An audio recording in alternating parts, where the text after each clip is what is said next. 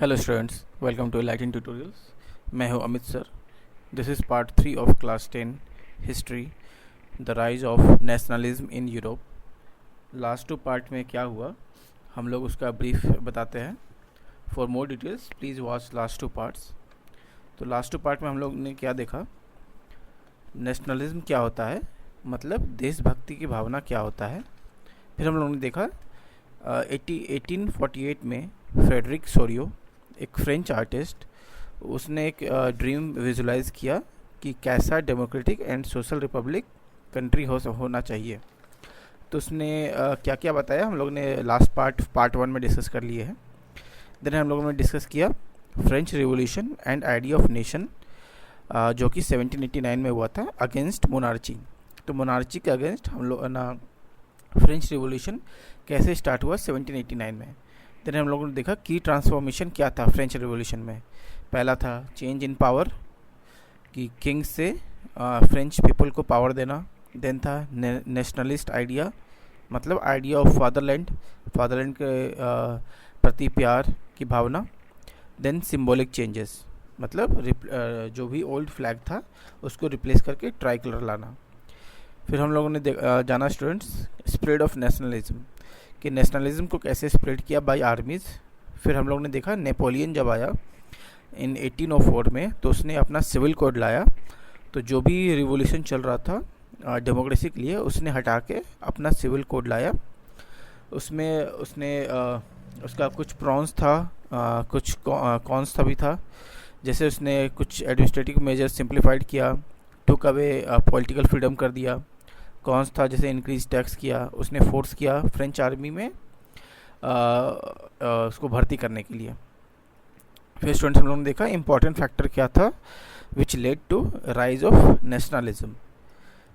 तो उसमें था rise of new middle class. तो न्यू मिडिल क्लास का राइज होने लगा। मिडिल क्लास क्या थे, जो एजुकेटेड थे, जो ज़्यादा बिजनेसमैन थे, ज़्यादा इंडस्ट्रियलिस्ट थे, डॉक्टर थे, इंजीनियर्स थे। फिर हम लोगों ने देखा ट्रीटी ऑफ वियना 1851 में क्या हुआ, ट्रीटी ऑफ वियना कैसे हुआ, ये दिस इज़ वेरी इंपॉर्टेंट। तो उसमें क्या हुआ था, यूरोपियन पावर्स जो थे उस समय, ब्रिटेन थे, रसिया थे, प्रोशिया थे, ऑस्ट्रिया थे, उसने वियना में मीट किया था। तो उस जो मीटिंग हुआ था वियना में, उस मीटिंग को कहते हैं ट्रीटी ऑफ वियना। तो उन्होंने उस वहाँ डिस्कस किया to restore monarchy after Napoleon death. तो उसने देखा नेपोलियन का जब डेथ हुआ तो उस सिविल कोड से फ्रांस जो था वो तितर बितर हो गया था, हर जगह भूखमरी था, हाहाकार था। तो उसने सोचा, उन लोगों ने डिस्कस किया, यूरोपियन पावर ने डिस्कस किया कि फिर से मोनार्ची लाए और प्रिवेंट किया फ्रांस का एक्सपेंशन को। ठीक है स्टूडेंट्स, नेक्स्ट हम लोग पार्ट 3 में पढ़ेंगे कि द रिवोल्यूशनरीज। तो इसमें क्या है, a dedication to resist monarchical structures established post Vienna Congress and to strive for liberty and freedom। ठीक है, तो वियना कांग्रेस का होने के बाद तो डेडिकेशन था अभी भी कि मोनार्चिकल स्ट्रक्चर को तबाह करना है, उसको रेजिस्ट करना है। किस लिए, लिबर्टी के लिए और फ्रीडम के लिए। तो फिर हम लोग देखते हैं, एक है ग्यूसेल मैजिनी, वो इम्पॉर्टेंट है, इसमें से आपको क्वेश्चन आ सकता है, आप पॉइंट वाइज ही आंसर लिखिएगा। जैसे मैं आपको बता रहा हूँ, आप साथ साथ नोट्स बनाते जाइए। तो गुसेप मैजिनी था, जो कि बॉर्न हुआ था जियोना में 1807 में। वो मेंबर किसका था, member of the secret society of Carbonari. तो एक सीक्रेट सोसाइटी था कैर्बोनेरी का, उसका एक मेंबर था। उसने established young Italy in Marseilles and young Europe in Berne. तो उसने इस्टेब्लिश किया था, advocated for the unification of Italy into a republic. तो उसने उस मेंबर में क्या एडवोकेट किया था कि इटली का यूनिफिकेशन होना चाहिए और रिपब्लिक एक कंट्री होना चाहिए। ठीक है, फिर हम लोग ने देखता है कि एज ऑफ रिवोल्यूशन क्या था। तो एज ऑफ रिवोल्यूशन कब कब हुआ, 1830 से 1848 में वो रिवोल्यूशन हुआ। तो उस पीरियड में क्या हुआ, इन जुलाई 1830 में बॉर्बन जो किंग था, जो ट्रीटी ऑफ वियना में इस्टेब्लिश किया हुआ था, और France were overthrown and the constitution monarchy were establish. तो जुलाई 1830 में बॉर्बन किंग जो था फ्रांस का, उसको हटा के एक कॉन्स्टिट्यूशनल मोनार्ची इस्टेब्लिश किया गया। जब तक प्योर कॉन्स्टिट्यूशन नहीं होता है तब तक कॉन्स्टिट्यूशन मोनार्ची इस्टेब्लिश किया गया। Belgium broke away from United kingdom of Netherland, और हम लोग ने देखा उस पीरियड में बेल्जियम जो है वो यूनाइटेड किंगडम ऑफ नेदरलैंड से अलग होकर अलग कंट्री बन गया।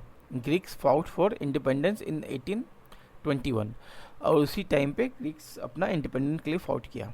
ठीक है, अब ये तक हम लोग देखते हैं क्या क्या सीक्वेंस सीरीज हुआ। राइज ऑफ नेशनलिज्म हुआ यूरोप में, फ्रेंच रिवॉल्यूशन हुआ 1789 में मोनार्ची के खिलाफ, फिर हम लोग ने देखा नेपोलियन आ गया, उसका वॉर बिगिन हुआ, उसने सिविल कोड लाया 1797 से 1804 तक। फिर देखे नेपोलियन का जब फॉल हुआ तो कंजर्वेटिव रिजम्स स्टार्ट हुआ 1815 से 1830 थे। फिर अभी हम लोग देख रहे हैं रिवॉल्यूशन हुआ 1830 से 1848 तक रिवॉल्यूशन चला। आगे हम लोग क्या देखते हैं, the romantic imaginations and national flags. The development of nationalism did not come about only through wars and territorial expansion. Cultural played an important role in creating the ideas of nation. ठीक है, तो idea of nationalism है, nationalism क्या होता है, देशभक्ति की भावना कि मेरा देश सबसे अच्छा है। तो वो सिर्फ एक वॉर से, एक जगह, एक लैंड को एक्सपेंशन, लैंड को कब्जा करने से सिर्फ नहीं आता है। वो तो मोनार्ची में भी था, मोनार्ची में भी हर जगह जंग होता था, लड़ाई होता था, जो जंग हुआ वहाँ का लैंड को हड़प लिया तो लैंड एक्सपेंसिव होना, सिर्फ इसी से नेशनलिज्म, देशभक्ति की भावना नहीं आती है। कल्चर भी बहुत इम्पोर्टेंट उसका रोल प्ले करता है, क्योंकि कल्चर से सब आदमी जुड़ा हुआ है, आदमी से फिर नेशन बनता है। तो culture also played the important nation to creating idea of nation. Art and poetry, stories and music helped express and shape nationalist feelings। तो कल्चर के साथ साथ आर्ट, पोएट्री, स्टोरीज, म्यूज़िक भी हेल्प किया नेशनलिस्ट फीलिंग के लिए। जैसे अभी हम लोग कुछ गाना सुनते हैं, इंडिया में भी बहुत सारे देशभक्ति गाना है, या फिर हम लोग 15 अगस्त या 26 जनवरी में देशभक्ति के गाना सुनते हैं। तो उससे क्या होता है, अपना देश के प्रति म्यूज़िक बहुत ही स्ट्रॉन्ग फीलिंग है, एक्सप्रेशन है, जो नेशनल फीलिंग को स्ट्रॉन्ग करता है और वो काफ़ी दूर तक जाता है। तो उसी तरह पहले पोइट्री था, आर्ट था, स्टोरीज टेलिंग था कि कैसा मेरा देश कैसे स्ट्रॉन्ग हुआ, कैसे हम लोग मोनार्ची के खिलाफ लड़े, कैसे हम लोग एकजुट हुए। फिर उसके बारे में म्यूज़िक बनाना, उसके बारे में कल्चरल इवेंट्स डालना, ड्रामा लिखना, पोइट्री लिखना, वो सब भी बहुत इंपॉर्टेंट फैक्टर्स है। तो ये सारे पॉइंट्स आप लिखिए, अलग अलग पॉइंट्स में लिखिए, बहुत इंपॉर्टेंट ये चीज़ है, इससे क्वेश्चन आएगा ज़रूर। The romanticism movement as a cultural force sought to foster a unique form of nationalist sentiment, emphasizing emotional and artistic expression। तो रोमांटिसिज्म मूवमेंट क्या था, मतलब कल्चरल इवेंट थे, आर्ट था, पोएट्री था, म्यूज़िक था, ड्रामा था, स्टोरीज था। तो वो एक यूनिक फॉर्म ऑफ नेशनलिस्ट हुआ। सिर्फ लड़ाई, जंग और लैंड एक्सपेंशन के अलावा ये जो था, ये रोमांटिज्म मूवमेंट था, जो यूनिक नेशनलिस्ट मूवमेंट था, जो बहुत ही इम्पोर्टेंट एक्सप्रेस किया नेशनलिज्म बनाने के लिए। Russian language was imposed everywhere. तो उस समय क्या हुआ था, रशियन का बहुत इन्फ्लुएंस था उस जगह, तो रशियन लैंग्वेज वो हर तरफ इन्फ्लुएंस किया हुआ था। इन 1831 N armed rebellion against Russian rule took place which was ultimately crossed. तो उस समय रशियन का बहुत होल्ड था उस समय। तो 1831 में अलग अलग रिबेलियन पैदा होते थे, जन्म लेते थे, पर रशियन का उतना ज़्यादा होल्ड था कि वो लोग सारा क्रस्ट हो चुके हैं, हर हो गया। ठीक है, इसके बाद हम लोग क्या देखते हैं, हंगर हार्डशिप पॉपुलर रिवोल्ट। इसके अंदर क्या है, during 1830s Europe encountered economical challenges. क्योंकि जब नेपोलियन गया तो उसने आधा कंट्री का बैकबोन तोड़ दिया था, क्योंकि सब जंग में, हर जगह जंग होना, तो आधा जो पॉपुलेशन था वो ख़त्म हो गया। उसके बाद हम लोगों ने देखा ट्रीटी ऑफ वियना हुआ, तो उसमें उन्होंने डिसाइड किया, जो पावरफुल यूरोपियन कंट्रीज़ थे, जैसे ब्रिटेन थे, रसिया थे, प्रूसिया थे एंड ऑस्ट्रिया थे, उन्होंने डिसाइड किया फिर से सिविल कोड को हटा के फिर से मोनार्ची सिस्टम लाए। फिर उन्होंने देखा कि मोनार्ची सिस्टम को हटा के कॉन्स्टिट्यूशन मोनार्ची लाए। इस समय के दौरान पूरे यूरोप में बहुत सारे इकोनॉमिकल चैलेंजेस हो गए, बहुत हंगर हो गया, first half of the 19th century witnessed a significant population increase across the continent. The escalation of food price or a year of poor harvest resulted in widespread poverty in both urban center and rural area. तो उसके चलते क्या हुआ, economic challenge के चलते क्या हुआ, food का प्राइस बहुत ज़्यादा हो गया, पहुँच से बाहर हो गया, और पुअर बहुत सारे लोग पुअर हो गए क्योंकि खेती बाड़ी सब खत्म हो गया, क्योंकि हर तरफ वॉर ही होता था, फूड का प्राइस बढ़ गया, बहुत सारे पुअर हो गए. ये जो इफ़ेक्ट था सिर्फ रूरल एरियाज़ में नहीं था, अर्बन एरियाज़ में भी ये इफ़ेक्ट बहुत हद तक देखने को मिल रहा था. तो इन 1848 में क्या देखते हैं, Parisians took to the street due to food shortage and extensive unemployment. तो पर्शियंस जो थे टुक टू द स्ट्रीट्स में चारों तरफ बहुत ज़्यादा वहाँ क्या होने लगा, चोरी होने लगा, मर्डर होने लगा, बहुत ज़्यादा गलत काम होने लगे, फूड शॉर्टेज होने लगा, एक्सटेंसिव अनएम्प्लॉयमेंट फैल गया था. फिर हम लोग क्या देखता है, इन 1848 में क्या हुआ, रिवोल्यूशन ऑफ द लिबरल्स. तो इसमें क्या होता है, along with the revolts of the poor, unemployed and starving peasants and workers in many European countries in the year 1848, a revolution led by the educated middle class was also underway. तो ये जो revolution था 1848 में सिर्फ poor और peasants लोग नहीं कर रहे थे. पीजेंट्स क्या होते हैं, जो गरीब होते हैं, जो फार्मर होते हैं, जो खेती बाड़ी करते हैं, उनको पीजेंट्स बोलते हैं. उनका संख्या भी बहुत, पॉपुलेशन भी ज़्यादा होता है, वो लोग पढ़े लिखे नहीं होते हैं.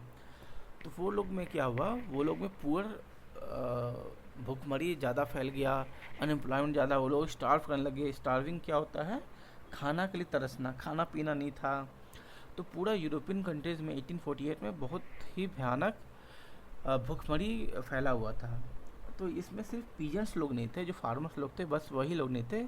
मिडिल क्लास जो थे, मिडिल क्लास कौन थे, जो एजुकेटेड ग्रुप थे, वो भी उसके अंदर आ गए थे, उसके चपेट में आ गए थे. In the parts of Europe where independent nation states did not yet exist, such as Germany, Italy, Poland, men and women of liberal middle class combined their demands for constitutionalism with national unification. तो पूरे Europe में इतना भूखमरी हो गया, इतना unemployment फैल गया, इतना गरीबी फैल गया, इतना महामारी फैल गया. भूखमरी से क्या होता है, और पानी नहीं मिलने से क्या होता है, महामारी फैल जाता है, बीमारी फैल जाता है, लोग मरने लगे, अनएम्प्लॉयमेंट, काम नहीं था, रोजगार नहीं था. तो उससे क्या हुआ, अच्छा यूरोप जो उस समय था, जैसे अभी जर्मनी है, इटली है, पोलैंड, अलग अलग कंट्री, उस समय वैसा कुछ नहीं था. यूरोप एक कंबाइंड, उसके अंदर जर्मनी, इटली, पोलैंड थे. वहाँ के सारे आदमी, वुमेन, और लोगों ने, और सारे मिडिल क्लास पीजेंट, सब लोग मिल के क्या डिमांड करने लगे कि जो भी ये जो हम लोग हैं, उस मूवमेंट को, लिबरल्स को बहुत तेज़ से बढ़ाना है, और कॉन्स्टिट्यूशनलिज्म लाना है विथ नेशनल यूनिफिकेशन. मतलब जो अमीर थे वो लोग तो अमीर होंगे, वो लोग सारा खून चूस लेते थे, जो गरीब था, मिडिल क्लास था, उनको ज़्यादा झेलना पड़ता था. तो लोगों ने डिसाइड किया और पूरा डिमांड किया कि कॉन्स्टिट्यूशनलिज्म लाना चाहिए और नेशनल यूनिफिकेशन होना चाहिए. तो they took advantage of growing popular unrest all over Europe to push their demands for the creation of nation state on parliamentary principle. तो ये लोग का संख्या भी ज़्यादा था, पॉपुलेशन भी ज़्यादा था, तो ये लोग पूरा यूरोप में फैल गए और ये डिमांड करने लगे नेशन स्टेट और पार्लियामेंट्री प्रिंसिपल बनाने के लिए, ताकि नेशनल यूनिफिकेशन हो सके. ठीक है स्टूडेंट्स, तो अभी हम लोग देखते हैं, क्योंकि यूरोप में क्या था, यूरोप में जर्मनी था, इटली था, पोलैंड था, अलग अलग कंट्री नहीं था. तो अलग अलग कंट्री के नहीं होने के बाद वो अच्छा से रूल रेगुलेशन नहीं था, आदमी लोग मर रहे थे, कहीं कुछ रूल रेगुलेशन नहीं था, नेशनल यूनिफिकेशन नहीं था, कॉन्स्टिट्यूशन नहीं था, जो मन कर रहा था क्या कर रहा था. तो उसमें से कुछ ग्रुप ऑफ पीपल क्या किए, the making of Germany and Italy. ठीक है, तो उसमें से कुछ ग्रुप ऑफ पीपल ने क्या किया, जर्मनी एंड इटली को उस यूरोप से तोड़ के बनाने का कोशिश किया. तो ये बहुत ही इंपॉर्टेंट टॉपिक है. तो जर्मनी कैसे बना, Germany, can the army be the architect of a nation. ये टॉपिक क्या है, जर्मनी में क्या आर्मी जो है वो आर्किटेक्ट है नेशन बनाने का. तो जर्मनी बनाने में क्या हुआ, जर्मनी बनने में क्या क्या हुआ वो हम लोग देखते हैं. तो एक मिनिस्टर था, उसका नाम था ओटो वॉन बिस्मार्क. वो बहुत ही पॉपुलर था, वो उसको बोलते थे आयरन चांसलर. वो अपना फैसला लेने में बहुत ही सख्त था, बहुत ही स्ट्रॉन्ग माइंड का था. assumed leadership in the movement for national unification, leveraging the Prussian army and bureaucracy. तो उसने क्या किया, प्रूशियन आर्मी को साथ लेके नेशन यूनिफिकेशन, नेशन को एक साथ जोड़ने का काम किया और ब्यूरोक्रेसी का भी काम किया। मतलब जो पॉपुलर वहाँ के लीडर्स थे, बिजनेसमैन थे, इन्फ्लुएंसर थे, उनका यूज़ करके और वहाँ का आर्मी का यूज़ करके नेशन यूनिफिकेशन का काम किया। कौन था वो? Minister Otto von Bismarck. उसको ऑल्सो क्या कहते हैं? आयरन चांसलर भी कहते हैं इसको। 3 wars over 7 years ended in Brasfan victory and completed the process of unification। तो 3 साल में 7 युद्ध हुआ था। पूरे यूरोप में भूखमरी हो गया था, अनएम्प्लॉयमेंट हो गया था, भूखमरी हाहाकार हो गया था, हर जगह बीमारी हो गया था, पॉल्यूशन हो गया था। तो उसमें से एक मिनिस्टर निकला, ओटो वॉन बिस्मार्क। उसने प्रूशियन आर्मी और ब्यूरोक्रेसी का हेल्प लेके 3 साल में 7 युद्ध हुआ और उसने ब्रास्फन विक्ट्री उसने किया और उसने जर्मनी का यूनिफिकेशन करने का प्रोसेस कंप्लीटेड किया। ठीक है, ये एक बहुत इंपॉर्टेंट नाम है, कैसर विलियम II। वो क्या था? Of Prussia became the head of newly establish German empire. तो जर्मन एम्पायर जब बना, जर्मन यूनिफिकेशन हुआ, तो उसका पहला जो हेड ऑफ जर्मन था वो कौन था? Kaiser William II। तो उसने वो बना head of the newly established German empire. तो इस तरह से हम लोग देखते हैं कैसे जर्मन का यूनिफिकेशन हुआ, कैसे जर्मन यूरोप से अलग हुआ। अब हम लोग देखेंगे इटली कैसे हुआ। हम लोग ने देखा जर्मन कैसे हुआ, जर्मन कैसे यूनिफाइड हुआ। अब हम लोग देखेंगे इटली कैसे यूनिफाइड हुआ। ठीक है, तो Italy was divided into 7 states. Italy क्या था? इटली 7 छोटे छोटे स्टेट से डिवाइड किया हुआ था, on which only Sardinia Piedmont was ruled by an Italian princely state. उसमें से बस एक जो स्टेट था वो कौन रूल करता था? सार्डिना पिएडमोंट। वो इटालियन प्रिंसली स्टेट को रूल करता था। पर इटली कितने स्टेट्स में डिवाइड था? 7 स्टेट्स में डिवाइड था, 7 छोटे छोटे स्टेट्स में डिवाइड था। Initially a unification programme was initiated by Giuseppe Mazzini but it proved unsuccessful. तो स्टार्टिंग में जियोस्प मैजिनी ने था, उसने जर्मनी यूनिफिकेशन को देख के इटली का यूनिफिकेशन सोचा हम लोग भी करते हैं। जो इटली 7 स्टेट्स में बटा हुआ था, तो सोचा इसको भी हम लोग स्टार्ट करते हैं। पर उसका जो प्रयास था, उसने जो इनिशिएट किया था वो फेल हो गया। उसके बाद दूसरा कौन किया? Chief minister Cavour, later led by chief minister Cavour with assistance from Giuseppe का गैरी बैडली। तो उसके साथ मिलके मिनिस्टर केवोर ने फिर से ट्राई किया इटली का यूनिफिकेशन करने के लिए। In 1861 Victor Emmanuel II was declared the king of United Italy. तो फाइनली वो सक्सेस हुए। तो इन 1861 में विक्टर इमैनुअल II जो था वो डिक्लेयर हुआ किंग ऑफ यूनिफाइड इटली। ये इंपॉर्टेंट है, ये क्वेश्चन आ सकता है कि यूनिफाइड इटली का कौन सा फर्स्ट किंग डिक्लेयर हुआ? तो कौन था 1861 में? Victor Emmanuel II। तो last part of Italy was illiterate. तो उस समय क्या था? युद्ध हुआ, लड़ाई हुआ, तो बहुत सारे इटली का जो पार्ट थे वो इलिटरेट थे। तो इस तरह से इटली यूनिफाइड हुआ। तो अभी हम लोग दो मैप देखते हैं। फर्स्ट मैप में क्या है? 1851 में 1858 में जब इटली जो था यूनिफाइड नहीं हुआ था, अलग अलग स्टेट्स में वो बटा हुआ था। जैसे मोनाको था, विनेतिया था, लम्बोर्डली था, सैन मेरिनो था, पपल स्टेट था, अलग अलग स्टेट्स में बटे हुए थे। फिर हम लोग देखते हैं इटली यूनिफिकेशन में कैसा हुआ और अलग अलग किस समय हुआ। वो एक समय नहीं हुआ, 1858 में कुछ हुआ, फिर 1858 से 1860 में हुआ, कुछ 1866 में हुआ, 1870 में हुआ। तो कैसे कैसे इटली का यूनिफिकेशन हुआ। ठीक है स्टूडेंट्स, तो हम लोगों ने क्या देखा? ये दो इंपॉर्टेंट टॉपिक है कि यूरोप से हट के जर्मनी और इटली कैसे एक यूनिफाइड, एक अलग नेशन बना। तो जर्मनी का कौन था हेड ऑफ स्टेट, कौन बना? कैसर विलियम II। और इटली का कौन बना? 1861 में विक्टर इमैनुअल सेकेंड। तो ठीक है स्टूडेंट्स, पार्ट 3 वीडियो में यहीं तक, जल्दी हम लोग पार्ट 4 वीडियो लाएंगे। Thank you student for your time. Please subscribe my video for all the notifications. Thank you students.